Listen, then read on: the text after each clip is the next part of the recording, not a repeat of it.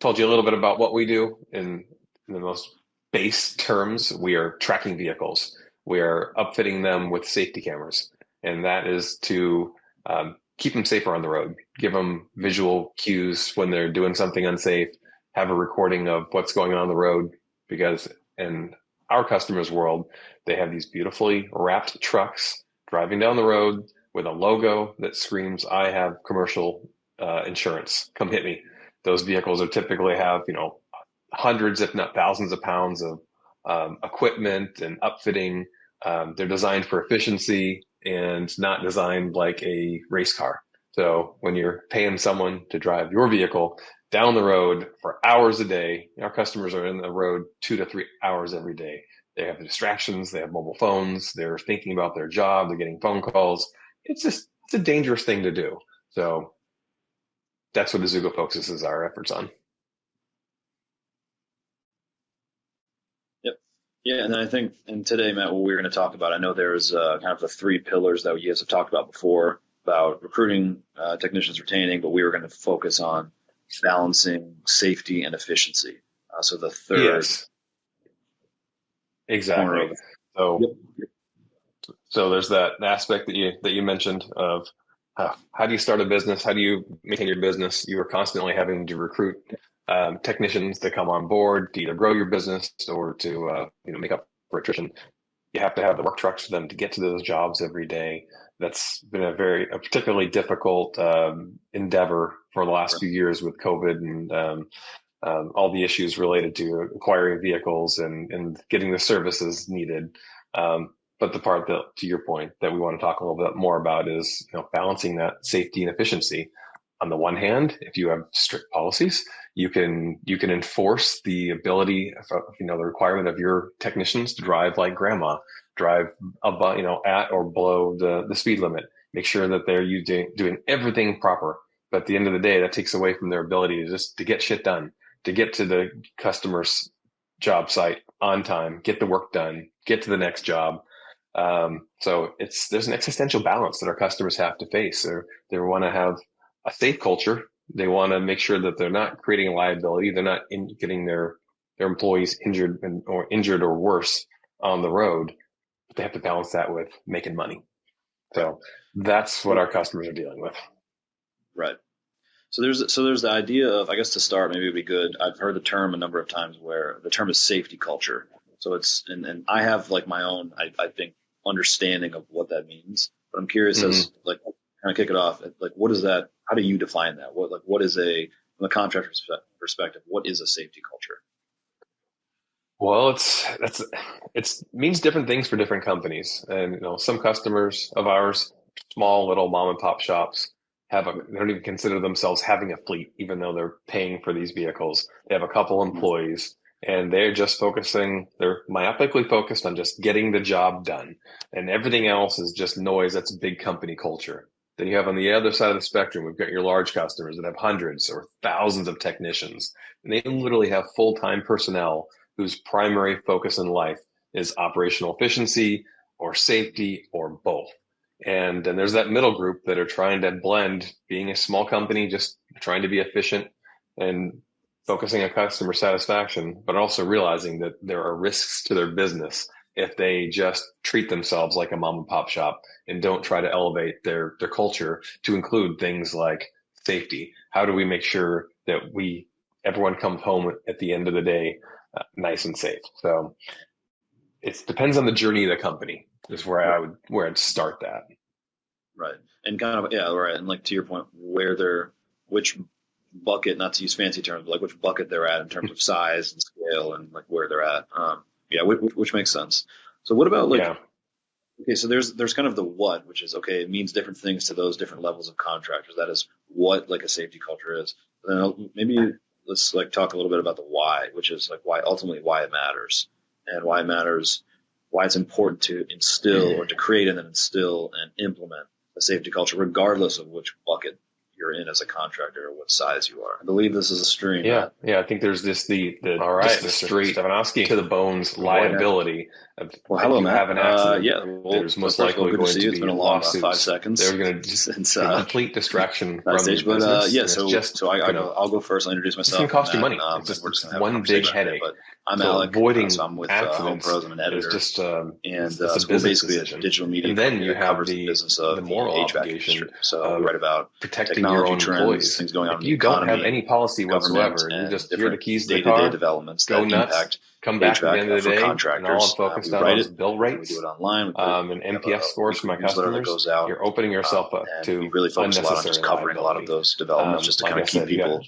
smaller informed and on companies top that of they what's just need going on basic policies. in the industry. Have a written And policy so that Matt you're going to and wear our your partners at seatbelt. Azuga, we That you wanted are to collaborate, going just to, have a conversation about just all the fleet safe efficiency, stuff most of safety, us know, developing right? a safety culture. Drive the speed limit. As an You're HVAC not going to drive contractor. aggressively. And You're so not that's going to be what this tailgating. conversation They come up with some basic policies. Yeah. Well, And then you I'll say have to hello start too as thinking well about then. Cell phone policies. hello, everyone. What I'm is your Mr. cell phone Curtis. I policy? help Well, develop partnerships if you're here at expecting Azuga. your Azuga employees is to a use part their of own phones, Bridgestone how Mobility can Division. you really have We a provide policy safety and phone telematics utilization? solutions to How can you enforce it? commercial fleets. So, And we particularly focus this is just in on the 101 trades, questions, which is that where companies I have met to Alex start a few dealing years with. ago. And We're not going to solve it all right now, but I so think we the help first our step customers in the keep equation their is deciding technicians that safe this on is the going to be road, something keep you want to their get in front of vehicles an optimal rather condition than waiting and for that to accident. help mitigate Oh, shoot. from What some of the should I biggest have done liabilities in that the past? our customers face, So, which are I when can the keep techs are pontificating, but doing that it's evil just to thing kind of of driving lay the from groundwork. job to job. Yeah, You know, totally. I they're think not there's- drivers; they're I think technicians, it and we just almost help comes them down, like the way I get there a define little it is bit like it's faster, sort of this mentality safer, shift more from efficiently. being reactive to proactive, to where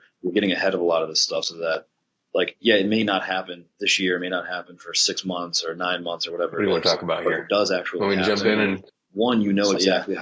how to respond, and you have All something right, to so- measure against, so that you can define, or you can look at, well, like, were we sort of doing these things? If not, where do we need to adjust so it doesn't happen again? And then, like, we're also just covered from, even like you said, a pure liability standpoint, which means, like, that could be having a dash cam video of an accident or something where it's clearly not your driver's fault. So that I understand. So really, liability is a big one, big reason why it's important.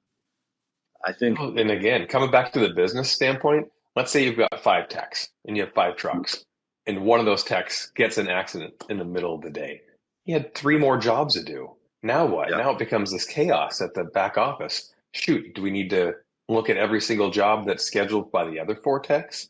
Which of them can we call the customer and ask them if we can come back the next day and send to the more urgent job? What happens tomorrow? You just lost 20% of your work trucks. So it's not just the liability of the accidents. What does that mean for your customers, for the other technicians, for the office? It can be a real catastrophe for companies that don't have policies in place, don't have plans to mitigate this. Right. It seems like it's almost more critical, and it's almost more important for those that do have smaller fleets versus those that have huge fleets. Because I think you made a good point about percentage of total business.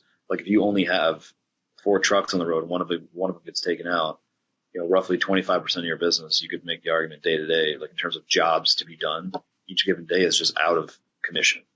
Whereas if you have trucks, not that every truck isn't important individually, but there's a little less revenue impact there compared to the smaller guys, which it kind of goes against, I think, maybe the initial viewpoint on, like, managing a fleet efficiently, to where, like, smaller contractors, to your point at the beginning, maybe more focused on just serving customers, and they're not thinking about operational efficiencies or fleet efficiencies. But it's like, the counterpoint is, well, it's more important revenue wise if something does happen, because a 30-year business can just go out the window with one accident. Yeah, I mean, there's some things you can control and there's some things you can't. Someone pulls in front of your work truck, slams the brakes on for a lawsuit, which happens a lot in the United States. There's only so much you can do. You can mitigate that with a safety camera and having policies in place that your employee is adhering to, so it'll stand up in court. But then there's just the proactive things you can do. Again, I don't want to harp on it, but you should have policies for your employees. Hey, Bob, this is what we expect when you're behind the wheel of the vehicle. And then there's what can you do before the technician gets in the vehicle? Are you making sure that vehicle is properly maintained? If your vehicle is not healthy when you when you get on the road? Are the brakes, in the proper condition? Are the tires? Working for a tire company, I've learned a lot about tires and how important that is from a safety standpoint. Is the car going to break down on the side of the road because it wasn't maintained? Those are things that there's no excuse to not being, take it to the nth degree to take care of your vehicles. It's going to pay dividends. There's an amazing ROI on something as simple as regular oil change, tire rotations, clean windshields. I mean, the list goes on and on. So there's before they leave, there's what they're doing, and then there's if something, God forbid, does happen, that they can protect themselves from a liability standpoint. They're all good factors. And that middle one, where it's really the technician's responsibility, that's where I think more innovative companies are winning more, because they are not treating their employees like big brother spying your guy. You're driving my truck, so you're in trouble if you're speeding over the speed limit. That does not work well in the trades, because there is a trend of less and less people that are showing up to do those jobs. Less people are wanting to put the hours in. So it is a real existential threat to a lot of our customers of their business stagnating, because they don't get their employees showing up every day. They don't get job applicants that are well trained.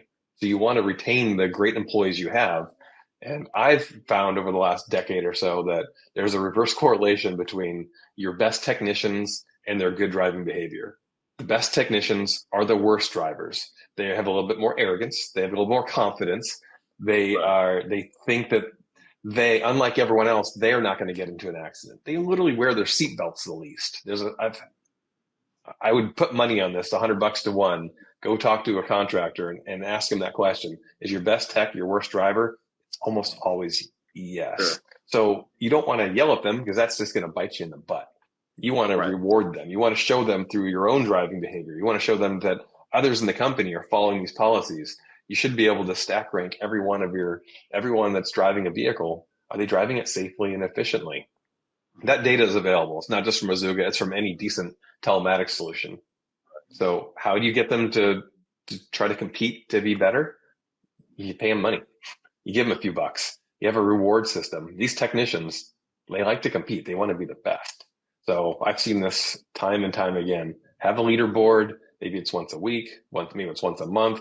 Let's show who is doing what on those 2+ hours every day that they're on the road.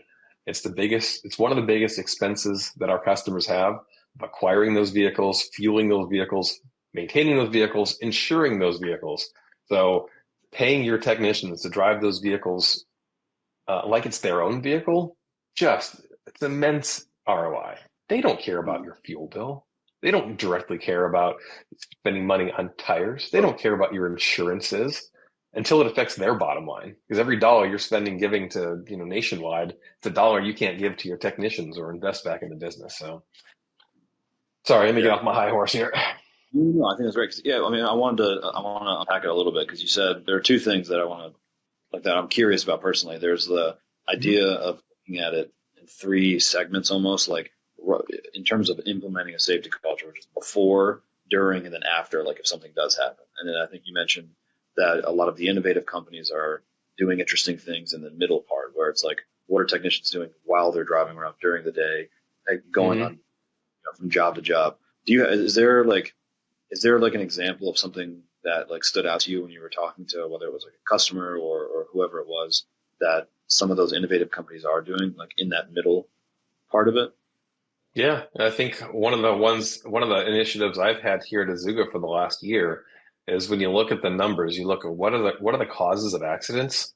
It's overwhelming. Cell phones, mobile phones. Who here isn't been guilty once or 500 times about doing something with your phone when you're behind the wheel? Oh, it's innocent. I'm on a light. I can look at it. It's a dangerous, dangerous, dangerous game. So how do you mitigate that? Yeah. Well, there's many different ways. My favorite way is actually locking down the device while that vehicle is moving. It's relatively new technology. It's something we've rolled out. But having a policy and then being able to enforce said policy. If you can stop your technicians from touching those phones, sans the navigation, the navigation element of it, white label, whitelist the software that you're using to run your business. Of course. use text to speech, Bluetooth. If you can mitigate that, it's one thing to say you can't do this. It's another thing to actually have enabling technology that is easy for your employees to follow. If you say just don't use your phone and that's it, that's not much of a policy. There's no teeth in those in that policy. So if you can stop them from using the mobile phone while they're driving, that's half the battle, my friend. Yeah. No, I think that's great. I think. What about like, let's go a step back before that when it comes to things to do before, I guess, say they start driving. Like, is that just, you mentioned earlier, like, okay, writing out very even basic, very simple things like you have to put your seatbelt on, you have to do X, you have to do Y. I'm trying to think through maybe what are some actionable things on top of the checklist that includes put your seatbelt on that contractors can do that kind of falls into that before you're driving bucket. Well, you can always have daily or weekly vehicle inspections where a technician has your driver takes time to make sure that tires are inflated, no broken turn signals, things of that nature. There's simple lists, there's more comprehensive lists. So that's not a bad policy. I just think that falls more into the mid-sized to enterprise customers that take it to that nth degree. It's easy for me to say everyone should do it, but then at the end of the day, a lot of our customers are 10 technicians or less, and I just try to be realistic. It's like trying to ask my kids to do things that are a couple years ahead of them. I can ask them to do it; they're not going to do it, and I don't want to be yelling at my kids because they didn't do something that really I would expect someone a bit more older and more mature to do. Yeah, and not to talk down to customers of that size. I'm just being realistic. Yeah, which makes sense. I mean, I understand that. Do you think it's reasonable though to ask, like, even just let's say to start the basic checklist of wear a seatbelt, you don't own XXX. Do you think that's reasonable for small contractors, or is there for the smaller contractors, not to categorize them too much? Categorize?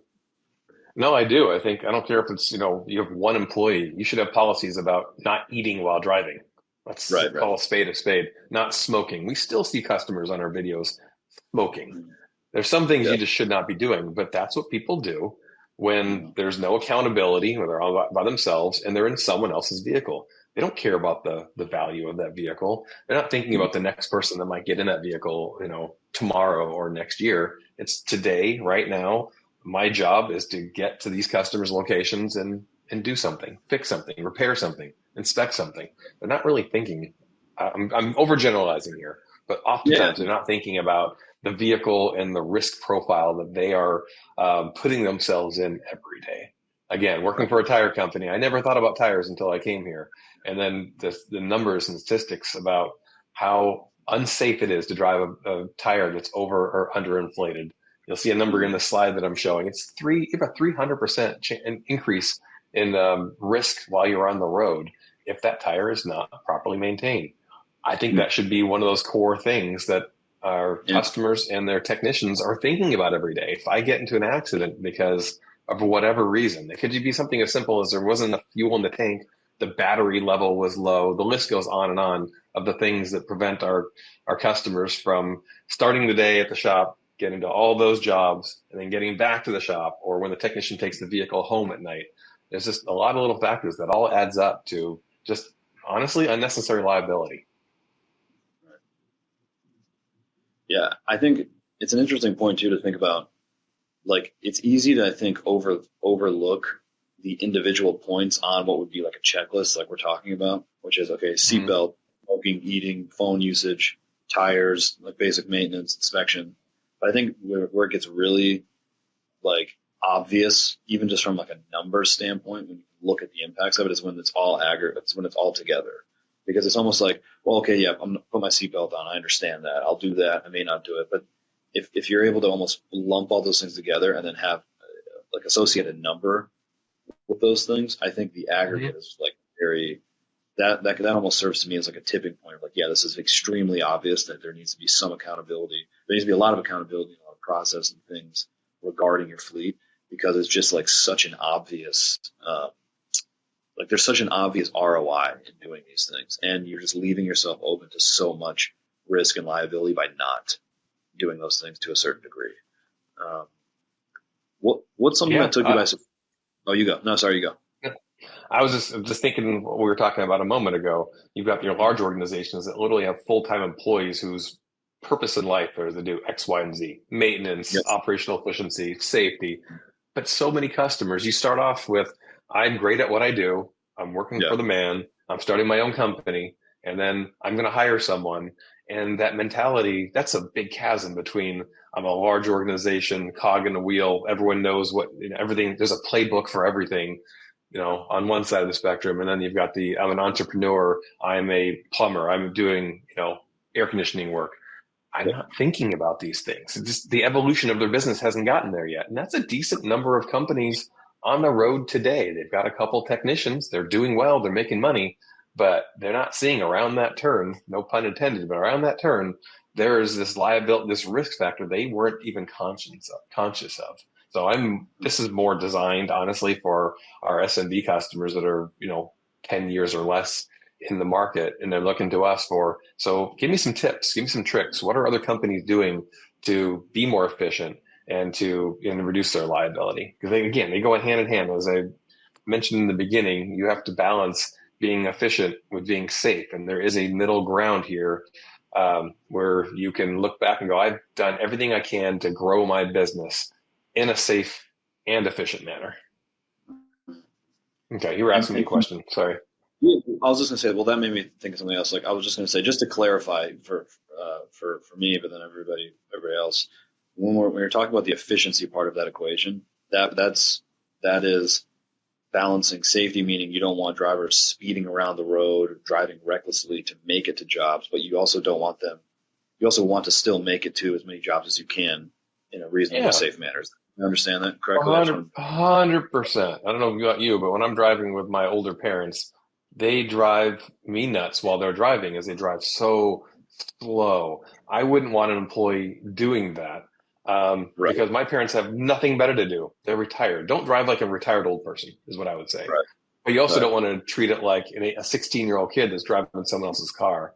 Woohoo! Right. I'm just going to go speed light to light. I'm going to take that turn. Maybe I get a little, get a wheelie on that. So there's somewhere in the middle. If you can get your employees to treat that vehicle like it's theirs and treat that next customer visit like it's theirs, they want to be more efficient. They want to make more money.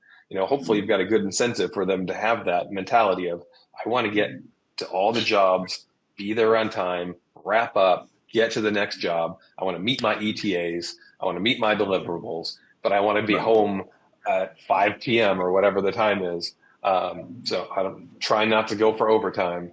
But if they can treat that vehicle like it's theirs, then your costs are going to go down across the board. Your fuel and everything else you're spending on those operational expenses will be minimized. So that's where I love when customers and business owners align their objectives with those of their employees. We are in this together. We are trying to make as much money as lowest cost and make sure you get home every single day. There are no accidents. If there are, it's not our fault. We did everything right, and we have the evidence to demonstrate it.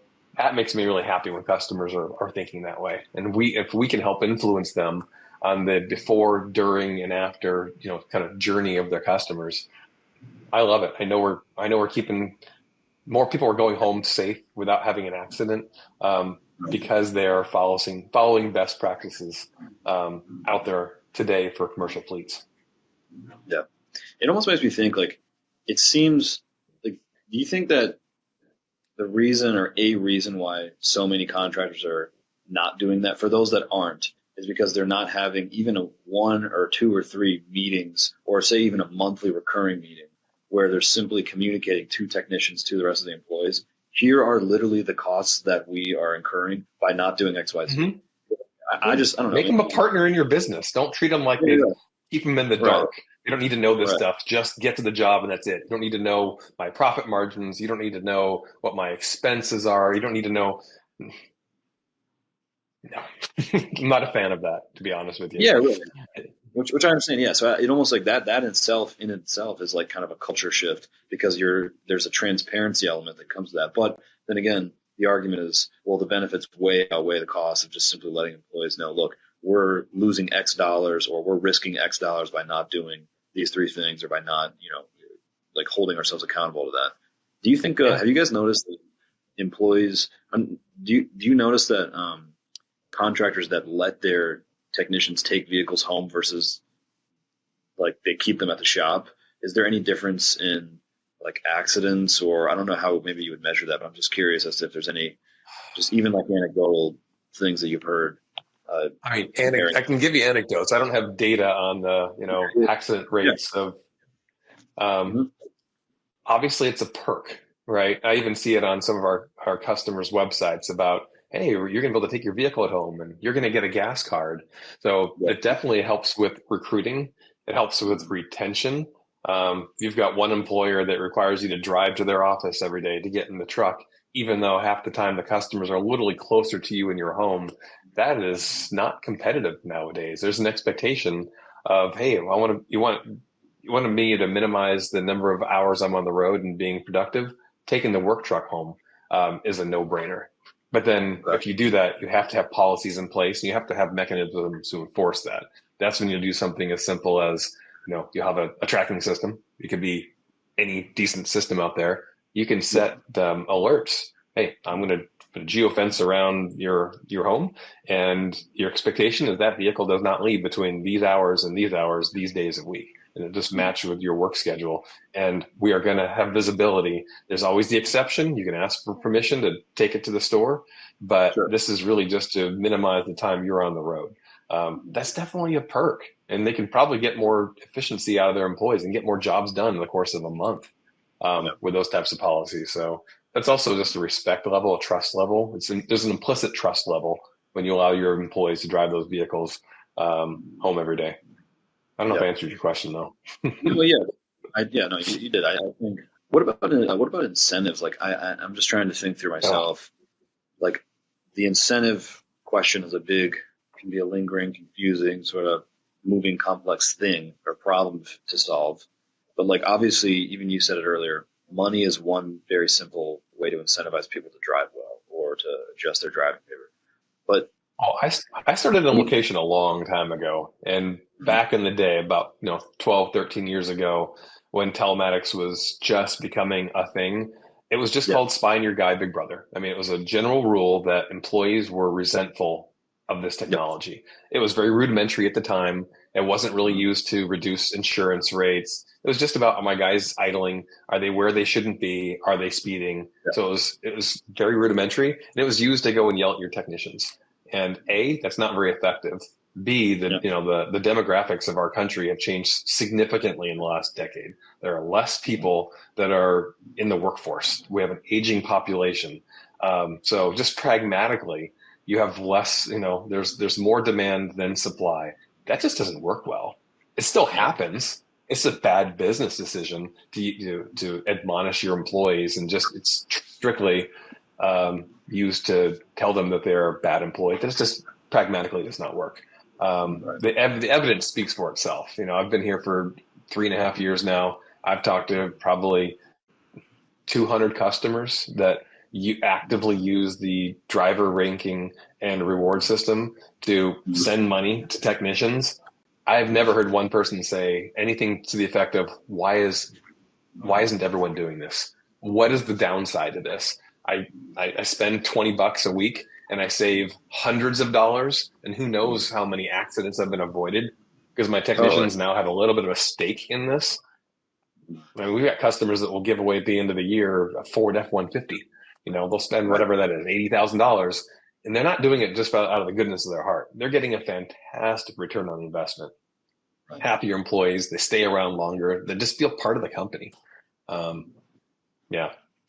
yeah. No, I think that makes sense because 'cause my where I'm getting at is like I wonder how some contractors, because I assume that there's obviously pushback even in a success company that successfully rolled this culture out. There were probably early there was probably early pushback and there were probably hurdles that they had to get over in the early days of implementing all this. So I'm just Well, trying there's to think. pushback today. Yeah, even I you're right. regularly, well, what I Yeah, hear, it's always funny stories. I'm not going to tell any on this little cast here, but yeah, many times you'll hear about, all right, we rolled out, Azuga or maybe even a competitor. It doesn't matter. We've rolled this out. for the most part, employees understand we're doing this. We want to make sure we're getting 24/7 visibility in the vehicles. I mean, a lot of what we're doing here is just making sure you're maintaining every day. Are there diagnostic trouble codes? Are there any fault codes? Just giving visibility to the office about their vehicles in the field so they can be proactive and not reactive. So that's pretty innocuous stuff. Then there's the driver behavior. There's nothing wrong with saying, I don't want you speeding 10 miles over the speed limit, or I don't want my vehicle idling for an hour a day and just polluting the air and wasting, really literally burning money. But you always hear these stories about customers who have one employee or two employees that are really upset. This is Big Brother. And usually falls into two categories. Usually it's category one, employee that screams and yells. That's a shitty employee. They always find out that person was they're doing fuckery. They're doing bad things and they didn't want to get caught for it. So sure. You hear that story. And every once in a while you hear the opposite story. I get the tracking, but I don't want the cameras. I don't want the cameras watching on me. And then I've heard this story probably 3 times in the last 6 months. Employee came back, something happened, and that recording admonished them. Sometimes it's while they're driving. Other times they're accused of doing something inside the truck, and there's a camera with audio and video recording it. Oh, I was at a show a few months ago. A guy got arrested, got accused of, I forget, assault or something like that. Pulled up the video, admonished him. I think they arrested the lady that accused him of doing the crime. And now he's the biggest proponent of safety cameras. So yeah. I find it very interesting until you actually see the benefits of the solution in place. But also, all right, I got to say, a lot of times it's the fault of the company rolling it out. They didn't properly communicate to their employees why they're doing this. They just they show up today and now there's a camera there. Your first thought is they don't trust me. Right. They're not thinking oftentimes that camera could save my bacon when I'm behind the wheel on the road. So if you position this correctly, you're only going to hear from the true bad apples that have a true problem with it, and as a general rule. Right. I think it's almost my response in that situation, just thinking about it, would just literally, I feel like a way to flip even the most common detractors in that sense would just be to show them a video of somebody trying to swerve into your way. You're baiting me here. Sorry, I forgot about this. Yeah, so obvious. It's not. Yeah. Yeah, thank you. I forgot about this. This is the last slide here. This is a perfect example that if all you had was the word of your employees or just GPS data, all you would know is that your two employees just rammed the car into a light pole. Only because this camera video is available shows that some assholes driving down the middle of the road and would have got a head-on collision and been a much worse accident to the vehicle, to your employees. That camera saved both these guys from having to backpedal and explain. And I swear this really happened.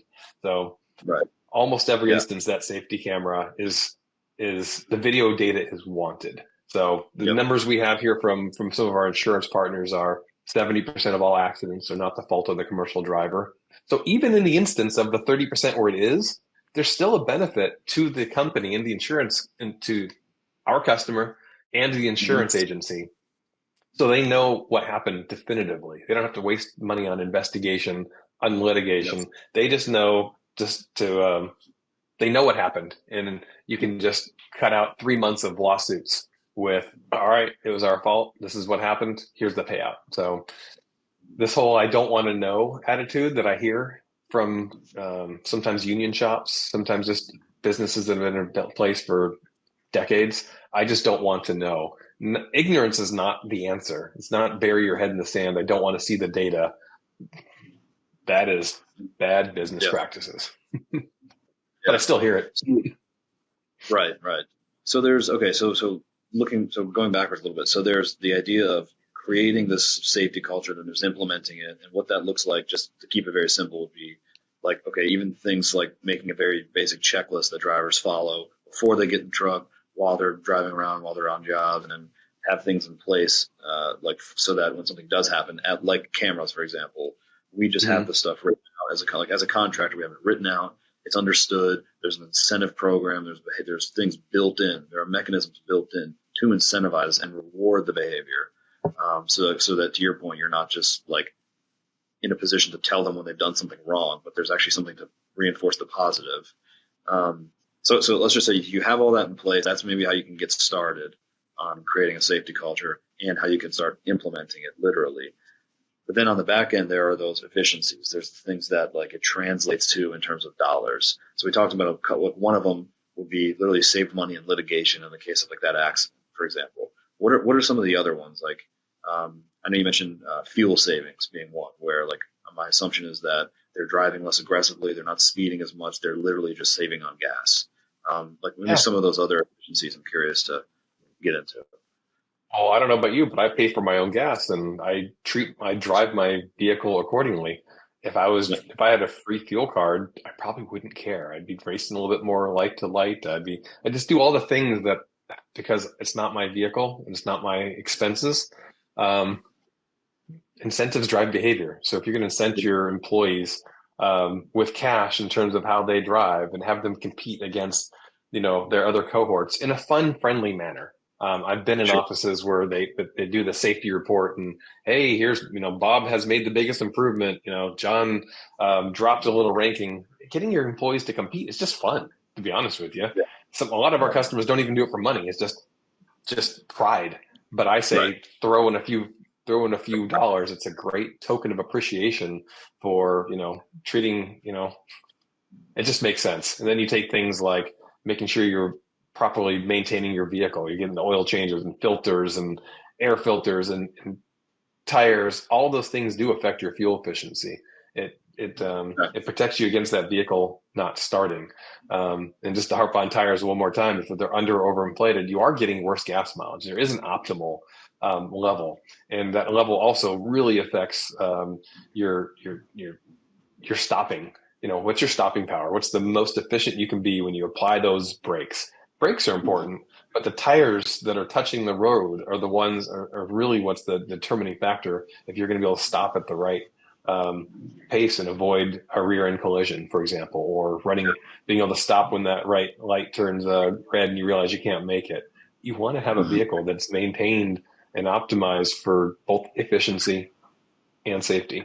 And you're not going to just do that by hope and prayers and expecting your technicians to take care of it or having your mechanic down the street just expect him to know the health of your vehicle. You should know how many miles that vehicle has driven, when the last time the tires were changed, what the actual fuel efficiency is. You should have a fuel card that's integrated with your telematics so you can see where all the expenses were made, whether there was fraud or no fraud, but also just the miles per gallon. That data is all available.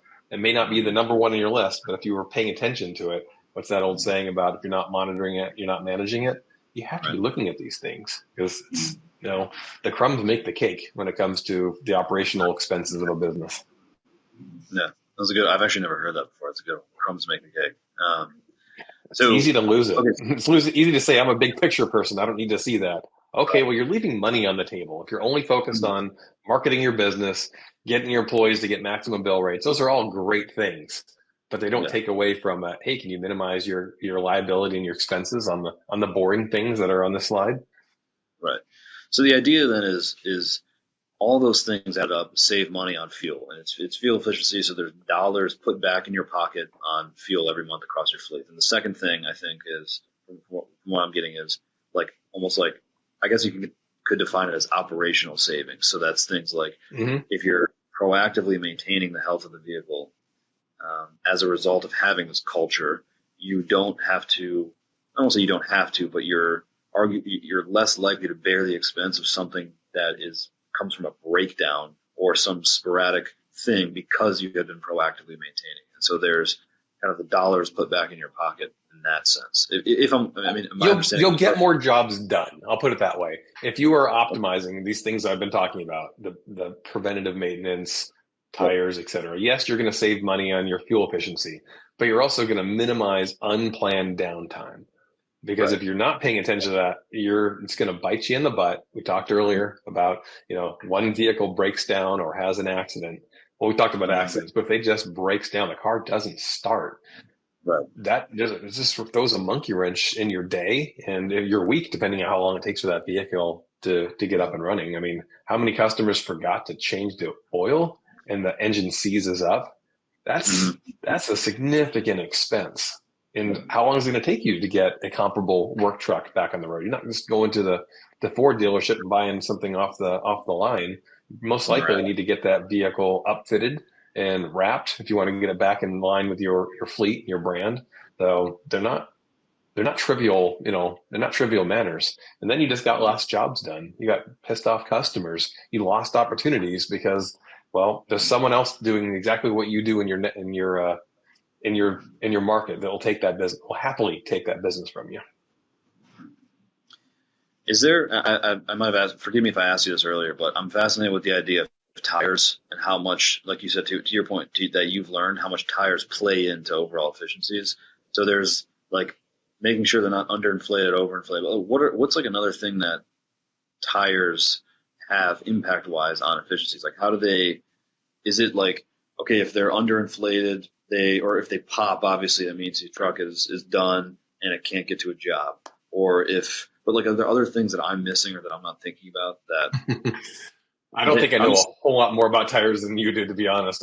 I've gotten some deep dives and a lot of it. I didn't realize how Yeah, much technology there are in tires, but the cost of tires yeah, have gone up. The cost of rubber and production, I forget the numbers, but it's gone up faster than almost any other expense in the vehicles. Obviously, commercial insurance in the United States, we are just a very litigious country.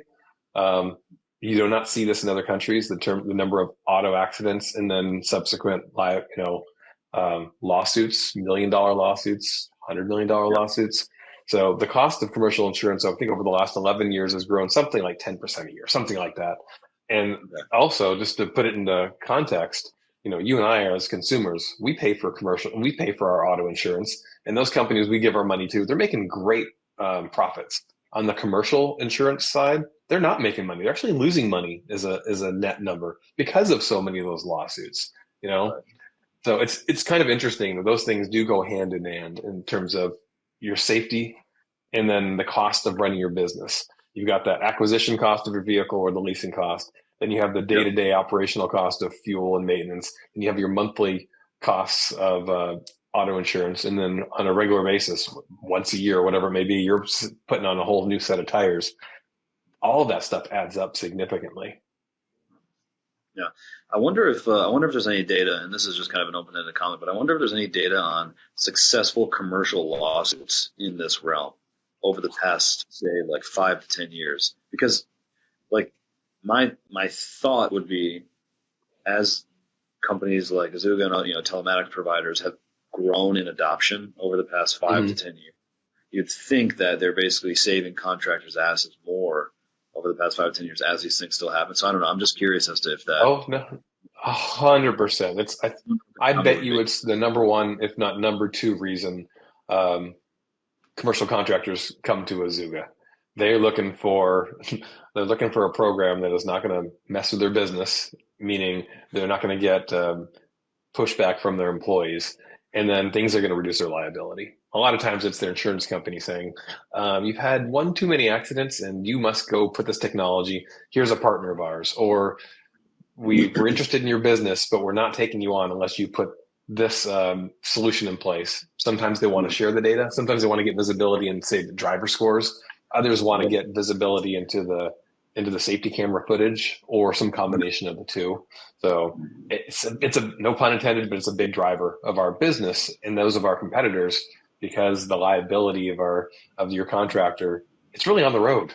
That's I Right. mean, I'm sure there's certain sub segments where there's dangerous situations when they're on the job site, but for the most part, the risk to their employees' well-being is when they're driving 70 miles down their freeway, and not when they're visiting a customer and then doing their inspection report.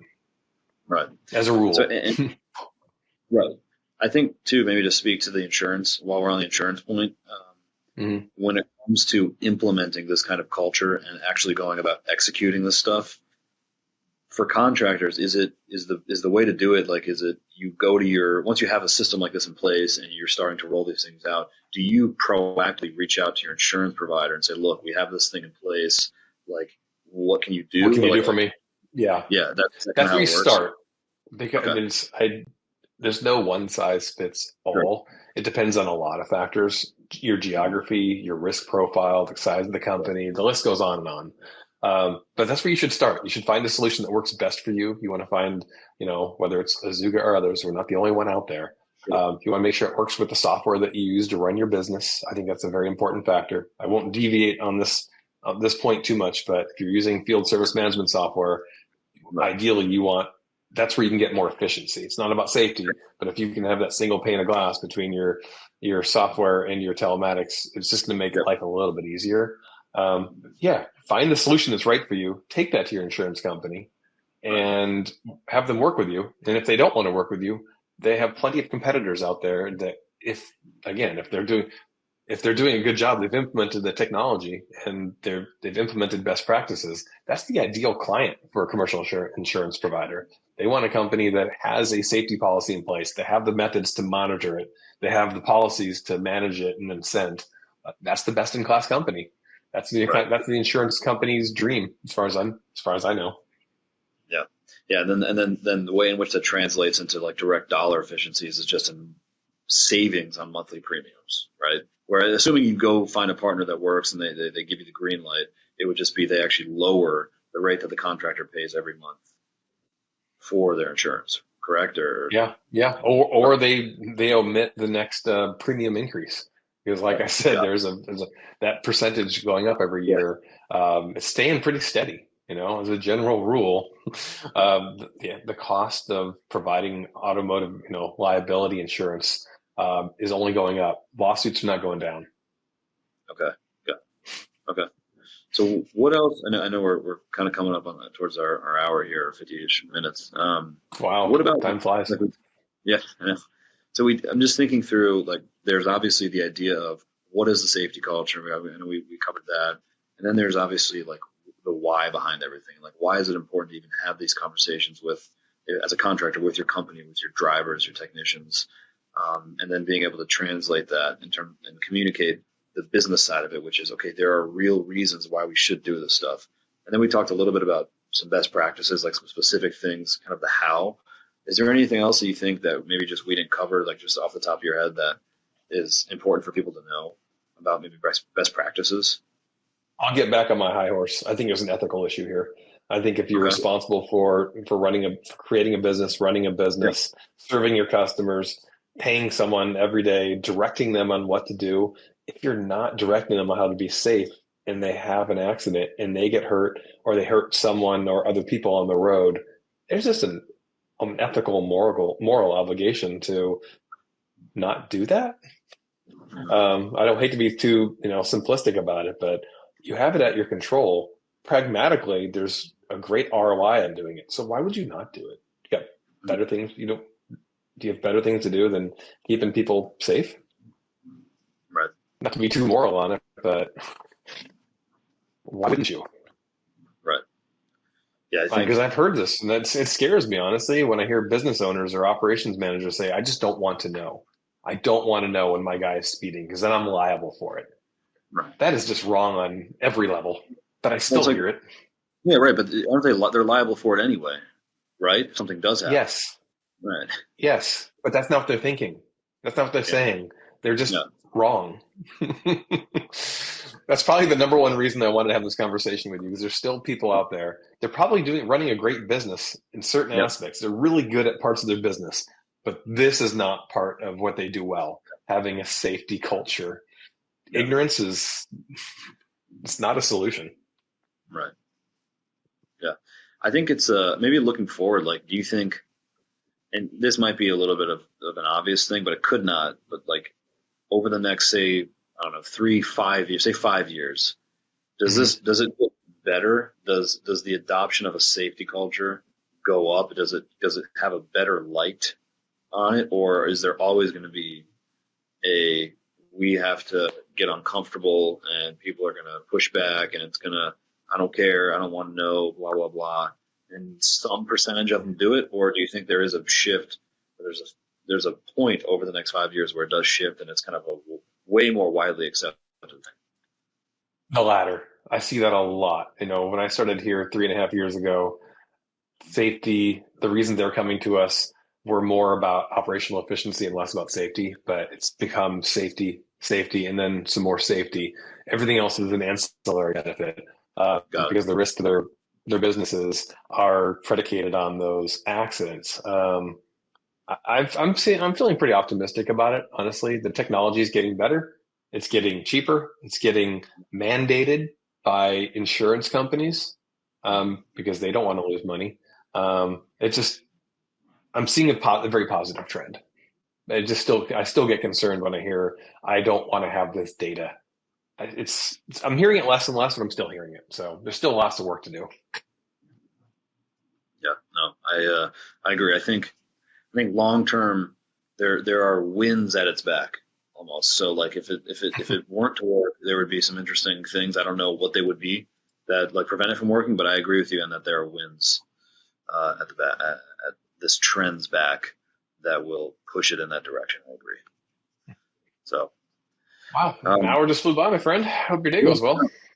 Yeah, absolutely. I mean, I appreciate this. This was fun. I think we covered a number of things that we wanted to. Again, what it is, kind of the how specifically, why it matters, how it translates into dollars for contractors. So I think this was good, and I appreciate it. This was fun.